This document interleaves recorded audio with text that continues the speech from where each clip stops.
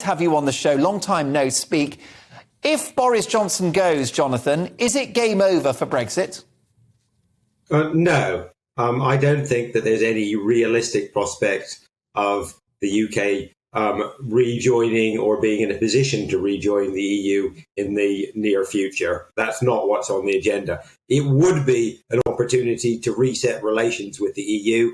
The EU have decided, as indeed has, of course, the vast majority of the British population, that a Boris Johnson promise isn't worth anything, that he's prepared to sign a deal and claim it's a great deal and then walk away from it.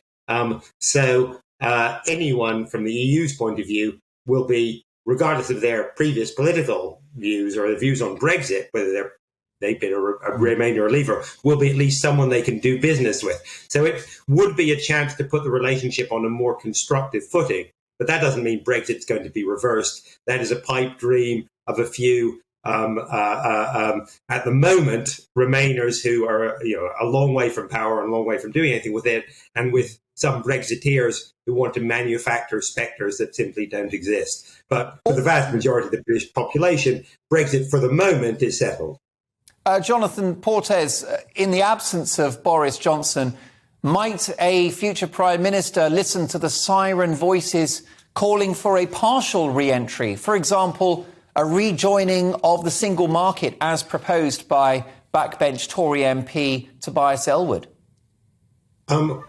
I think that's possible, but not in the immediate future. But I think talking about partial rejoining is let's be clear, this is not a meaningful term, right? I mean, you're a member of the EU or you're not. You sign up to the treaties of the EU or you don't. Countries which are in the single market, like Norway and to some extent Switzerland, are not members of the EU. This is simply a fact. So people who talk about being in the single market as, it's just like being in the EU, it has pros and cons. And there are good arguments for and against being a member of the single market or being outside of the EU. But let's not call it something it's not.